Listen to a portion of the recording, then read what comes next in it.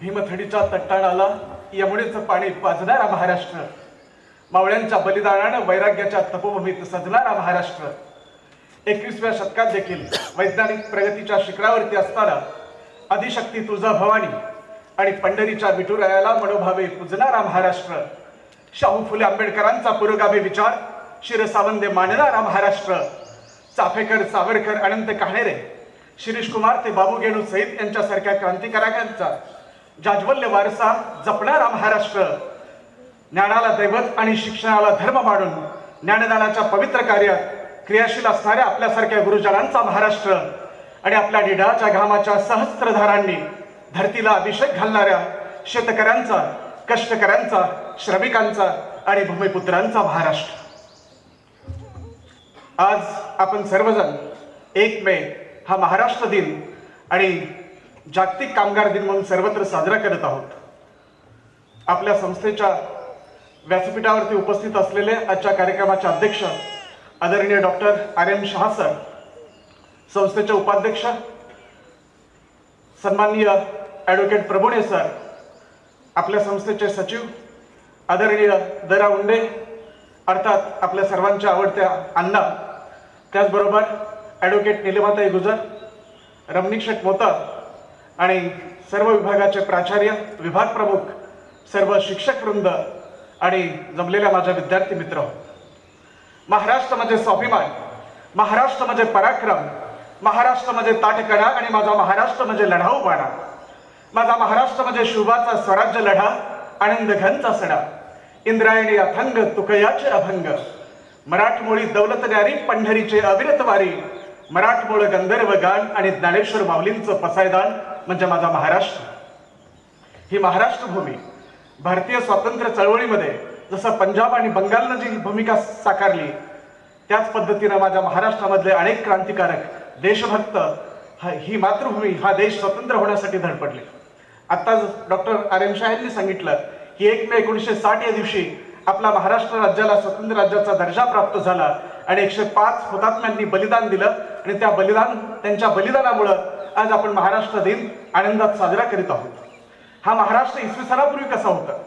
इसवी सनापूर्वी 200 म्हणजे शातवाहनापासून ते 1271 देवगिरीच्या सम्राट महादेवराय यादवापर्यंत महाराष्ट्राचं वैभव दिवसेंदिवस वाढत होतं. महाराष्ट्राच्या वैभवावरती पौर्णिमेचा चंद्र सुद्धा शिंपित आहे हे पाहून दिल्लीच्या सुलतान बादशाहचं लक्ष देखील दक्षिणेकडे अभिलाषेने लागलं होतं. माझा महाराष्ट्र कसा होता?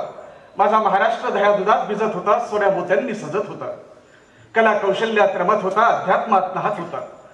देवगिरी, पंढरपूर आणि नाशिक, त्र्यंबकेश्वर अशी तीर्थक्षेत्र महाराष्ट्रामध्ये होती. भीमा, पूर्णा, तापी, कृष्णा प्रसन्न चित्ताने दुथडी भरून वाहत होत्या. नंदादीप तेवत होते, गाई वासरे हमरत होती, सडे रांगोळ्या घातल्या जात होत्या. घराघरातील ग्रहलक्ष्मीच्या अंगावरती सुवर्ण अलंकार होते. अशा प्रकारे माझ्या महाराष्ट्रामध्ये लक्ष्मी वास करीत होती. इथं सरस्वतीचं अस्तित्वही तितक्याच प्रभावाने जाणवत होतं. नगर जिल्ह्यातील देवाचे ग्रामी संत ज्ञानदेवांच्या जिभेवरती येऊन सरस्वती विराजमान झाली होती. 12 वर्षाची मुक्ताई, 14 वर्षाचा सोपाणा, 16 वर्षाचे ज्ञानदेव आणि 18 वर्षाचे निवृत्तीनाथ यांच्याकडून ब्रह्मविद्येचा सुकाळू येथे उदयाला होत होता. संत नामदेव, संत जनाबाई, संत गोरा कुंभार, बंका महार, जोगा तेली, जगमित्र नागा, कान्होजी पाठक, परसा भागवत, विसोबा खेचार आदी साधू संतांच्या दिंड्या पंढरीकडे निघाल्या होत्या. अशा प्रकारे माझ्या महाराष्ट्राची वाटचाल ही धर्म, अर्थ, काम आणि मोक्ष अनुसार चाललेली होती. आजही आपण पाहतो देहू आळंदी ते पंढरीची वारी निघते. त्या वारीमधला प्रत्येक वारकरी म्हणतो रामकृष्ण हरी. काश्मीर ते कन्याकुमारी, देहू आळंदी ते म्हणजे शेगाव वाखरी, जो म्हणे रामकृष्ण हरी अशी देतो ललकारी, तोच खरा माळकरी, टाळकरी, वारकरी आणि छत्रपती शिवाजी महाराजांच्या स्वराज्याचा धारकरी. ज्यांच्या धैर्य, शौर्य आणि चातुर्याने महाराष्ट्राची अस्मिता जागली, ज्यांच्या शुभ्रधवल चारित्र्याने सह्याद्रीची मान उंचावली आणि ज्यांच्या पावन वास्तव्याने आणि मृत्यूने रायगडाची गणना ही महाराष्ट्रातील तीर्थक्षेत्रांच्या मान्यता झाली, असा चारित्र्य चक्रवर्ती जाणता राजा शिवछत्रपती हे महाराष्ट्राचं आराध्य दैवत. मातृपितृ देवोभव, आचार्य देवोभव आणि राष्ट्र देवोभव ही आमची संस्कृती. छत्रपती शिवरायांचा जय जयकार आपण 19 फेब्रुवारीला सर्वत्र करतोच. लढाया केल्या, स्वराज्य उभा केलं, पण सर्वात महत्वाची गोष्ट की मातृपितृ देवोभव हा संस्कार आम्ही छत्रपती शिवरायांकडून घेतला पाहिजे. भारतीय स्वातंत्र्य चळवळीत ज्यांनी आपलं मुलाचं बलिदान केलं त्यांचं नाव म्हणजे चाफेकर. आणि चाफेकरांच्याच हौतात्म्यातून प्रेरणा घेऊन सावरकर उभा राहील. सावरकर शिवाजी माध्यमिक विद्यालय नाशिकमध्ये शिकत असताना इयत्ता 9वीत असताना एक दिवशी त्यांचे गुरुजन एक शिक्षक वर्गात आले आणि सावरकरांची तेजस्विता, ओजस्विता आणि बुद्धिमत्ता पाहून सावरकरांना म्हणाले की आज तासाच्या सुरुवातीलाच मला असं वाटतं की तुझ्या आडनावाची उकल मी करावी. सगळा वर्ग स्तब्ध झाला की हे शिक्षक सांगणार तरी काय. तर ते शिक्षक म्हणतात, पडत्या काळात राष्ट्राला ज्याचे कर सावरतात तो सावरकर तू आहेस. लहानपणी इयत्ता 9वी मध्ये दिलेली ही दीक्षा किंवा केलेली ही प्रशंसा सावरकरांच्या जीवनाला कलाटणी देणारी ठरली.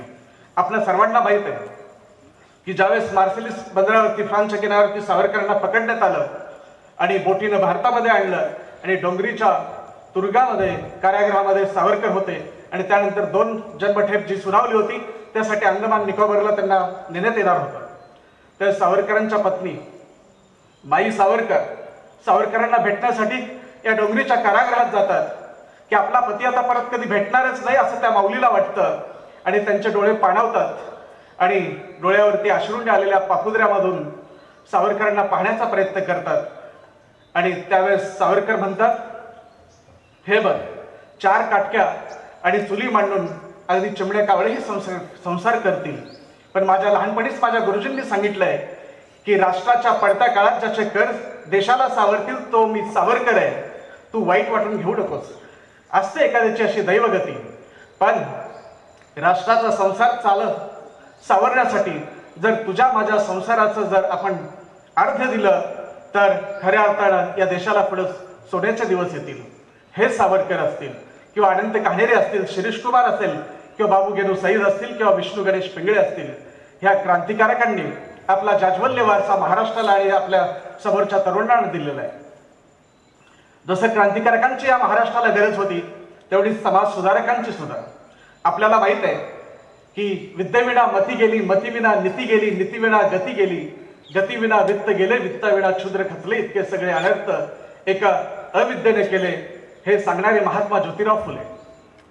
ही 1848ला 1 जानेवारी 1848ला पुण्याच्या भिडेवाड्यामध्ये ज्यांनी मुलींची पहिली शाळा सुरू केली ते महात्मा ज्योतिराव फुले आज आपल्या सर्वांना प्रातस्मरणीय आहेत. याच महात्मा ज्योतिराव फुल्यांना मारण्यासाठी काही मारेकरी आले. त्यामध्ये एक होता धोंडो परीट आणि एक दुसरा रोडे नावाचा माणूस होता. सावित्रीबाईंच्या लक्षात आलं कुणीतरी मारेकरी आलेत. त्यावेळेस शेतकऱ्यांचा आसुडा ग्रंथ लिहिणारे महात्मा ज्योतिराव फुले थोडेही डळमळले नाहीत. त्यांनी सांगितलं, मारेकऱ्यांना सांग एक शेवटचा परिचय पूर्ण करतो आणि त्यांना भेटण्यासाठी येतो. ज्यांनी महाराष्ट्राला साक्षर केलं, मुलींना साक्षर केलं, ते ज्योतिबा बाहेर येतात आणि मारेकऱ्यांना म्हणतात, खचितच तुम्ही स्वतःच्या बुद्धीने मला मारण्यासाठी आलेला दिसताय, पण एक काम करा, आतापर्यंत तुमच्यासाठी मरत होतो, आता तुमच्या हातून मरणार आहे, परंतु मला मारल्यानंतर मिळालेल्या सुपारीच्या पैशातून तुमच्या घरच्या मुलाबाळांना दप्तर घ्या, पुस्तकं घ्या आणि शाळेला पाठवा, फक्त एवढीच विनंती आहे.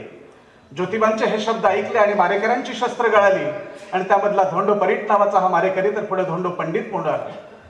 म्हणजे या महाराष्ट्राला शैक्षणिक चळवळीची जी सुधारणा दिली त्या महात्मा ज्योतिराव फुलेंनी. म्हणून तर आज या विचारपीठासमोर पुरुषांच्या खांद्याला खांदे लावून काम करणाऱ्या काही माता भगिनी येत आहेत. अलीकड मुली शिकल्या, मोठ्या झाल्या आणि जे ज्योतिबा आणि सावित्रींनी त्यांना जे वरदान दिलं होतं त्या वरदानाचा त्या योग्य उपयोग करतात. एकदा असं झालं, पुण्याच्या बीजे मेडिकल कॉलेजमध्ये सांगोल्याची कन्या शिकत होते आणि साताऱ्याचा एक मुलगा शिकत होता. ओळख झाली, ओळखीचं रूपांतर मैत्रीमध्ये झालं आणि सहज भावना मैत्रीचं रूपांतर प्रेमात झालं. पण चांगल्या घरची मुलं होती, त्यांनी सांगितलं आई वडिलांच्या परवानगीशिवाय आपण विवाह करणार नाही. MBBS दोघंही झाले आणि MBBS ची परीक्षा दिल्यानंतर कन्यानं आपल्या शिक्षक असलेल्या पित्याला सांगितलं की अशा अशा मुलावर मला विवाह करायचा, फक्त आपली परवानगी हवी.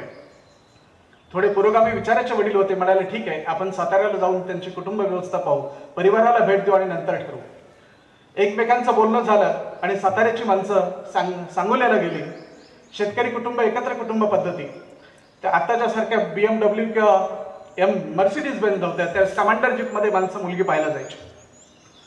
भावकीमधली जरा वयस्कर माणसंही बरोबर घेतली आणि मुलगी पाहण्याचा कार्यक्रम संपला आणि पंक्तीमध्ये भोजन वाढण्यात आलं. पुण्यासारख्या कांदे पोह्यावरती पाठवत नव्हती तिकडची माणसं. पंक्तीमध्ये ज्या जेवायला वाढलं त्यावेळेस एक आजोबा 72 वर्षाचे प्राथमिक शिक्षक होते.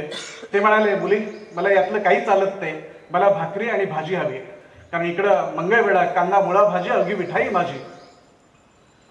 एकत्र कुटुंब पद्धती होती. मुलगी आत गेली, काकूंनी पीठ मळलं, आईनं भाकरी बनवली आणि मुलगी भाकरी ताटामध्ये घेऊन आजोबांसमोर आली. आजोबा म्हणाले, माझा शेवटचा प्रश्न आहे, बाळ ही जी भाकरी बनवली कोणी बनवली? त्यांना वाटलं मेडिकल कॉलेजमध्ये शिकणारी मुलगी यदा कदाचित तिला भाकरी बनवता येणार नाही. मुलगी म्हणाली, काकूनं पीठ मळलं, आईनं बनवली आणि मी आपणासमोर आणली. म्हणले, शेवटचा प्रश्न, मला एक सांग की भाकरीचा खालचा भाग जड आहे आणि वरचा पापुद्रा हलका काय? मुलगी प्रश्नाच्या सरबत्तीनं वैतागली होती. ती म्हणाली, आजोबा त्याचं काय? वधूपक्ष हा भाकरीच्या खालच्या भागासारखा खंबीर असतो आणि वरपक्ष हलका असतो, पण भाकरीचा वरचा पापुद्रा हलका असतो. ही प्रसंग अवदंता किंवा प्रेझन्स ऑफ माइंड मुलींना आलं हे शिक्षणाबद्दल. आणि महात्मा ज्योतिराव फुलेंचाच हा शिक्षणाचा विचार पुढे घेऊन गेला जाणारे कर्मवीर भाऊराव पाटील हे महाराष्ट्राचे आदरणीय व्यक्ती आहे, महाराष्ट्राचा आधुनिक ज्ञानेश्वर आहे. जर कर्मवीर भाऊराव पाटील जर महाराष्ट्रामध्ये जन्माला आले नसते तर यदा कदाचित निम्मा महाराष्ट्र निरक्षर राहिला असता. याच कर्मवीर अण्णांच्या रयत शिक्षण संस्थेमधून प्राचार्य शिवाजीराव भोसले, दत्ताजी साळुंके, बॅरिस्टर पी.जी. पाटील यासारखे 4 कुलगुरू महाराष्ट्राला प्राप्त झाले. कर्मवीर अण्णा आपल्या विद्यार्थ्यांना आणि मुलांना नेहमी सांगायचे, कमवा आणि शिका, श्रमाच्या मोबदल्यात शिक्षण घ्या, कुणापुढेही नोकरीसाठी हात पसरू नका, शेतकरी, कामगार, व्यापारी ही वैभवाची धरणे धरा आणि संपत्तीचे पाठ रामाच्या मळ्यापर्यंत जाऊ द्या. ही ग्रामगीता हाती घ्या आणि खेडूताची झोपडी हे ज्ञान मंदिर होऊ द्या. ते कर्मवीर भाऊराव पाटील असतील किंवा ज्यांनी घटनेचं नैतिक अधिष्ठान महाराष्ट्राला आणि या देशाला प्राप्त करून दिलं ते डॉक्टर बाबासाहेब आंबेडकर असतील. की एका हरिजन कुटुंबामध्ये जन्माला आलेला मुलगा आपल्या विद्वत्तेच्या जोरावरती युरोपियन देशामध्ये जातो, शिक्षण घेतो आणि या स्वतंत्र राष्ट्राला घटनेचं नैतिक अधिष्ठान प्राप्त करून देतो. की बाबासाहेब आंबेडकर एकदा त्यांचा बुद्ध अँड हिज धम्म नावाचा ग्रंथ लिहित होते. 5:15 वाजलेले होते कार्यालयामध्ये आणि बाबासाहेबांचं लिखाण चाललं होतं. त्यावेळेस नानकचंद रट्टू हे त्यांचे PA स्वीय सहाय्यक बाबासाहेबांना म्हणाले की घरी पाहुणे आलेले आहेत, मी गेलं तर चालेल का? बाबासाहेब म्हणाले, ठीक आहे. आणि हे नानकचंद रट्टू घरी गेले. ह्या महापुरुषाची विचार समाधी लागली आणि रात्रभर या ग्रंथाचं लिखाण चालू होतं. सकाळी 7:30च्या दरम्यान नानकचंद रट्टू परत कार्यालयामध्ये आले. बाबासाहेब लिखाण करतच होते.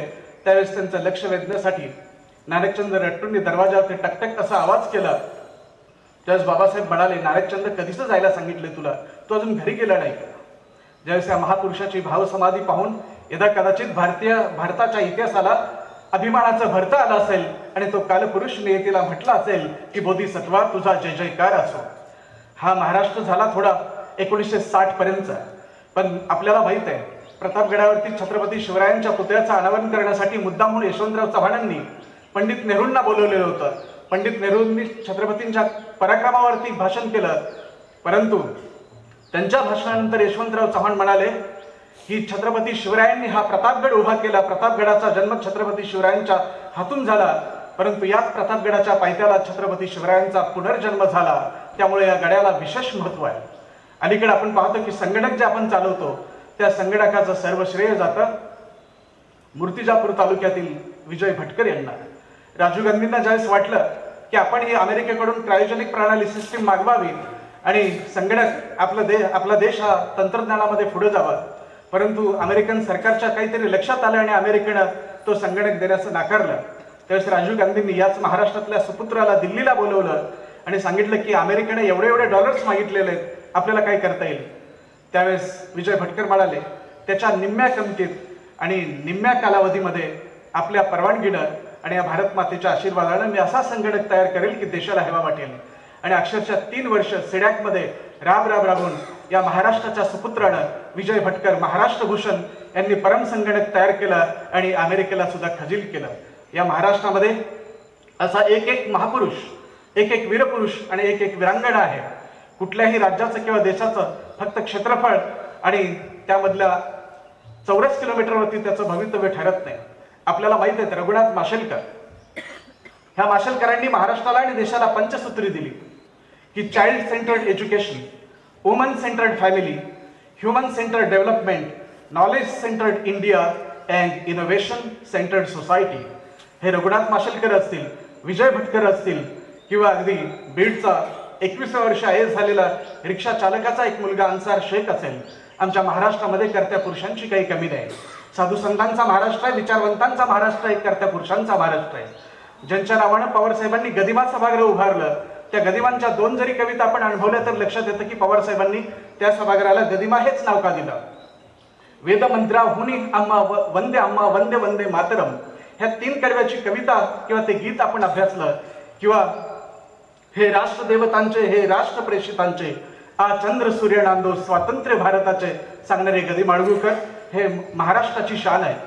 आणि अगदी आपल्या अलीकडच्या काळामध्ये आपल्या विद्याप्रतिष्ठानमधले काही विद्यार्थी IAS होताना दिसतात, IPS होताना दिसतात.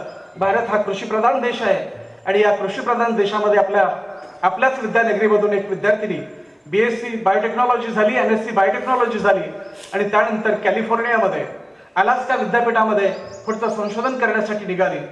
आणि या संशोधनातून ज्यावेळेस या कन्येला विचारलं त्यावेळेस what is your ambition in life, त्यावेळेस ही कन्या म्हणते की सर, आपला देश हा कृषीप्रधान देश आहे.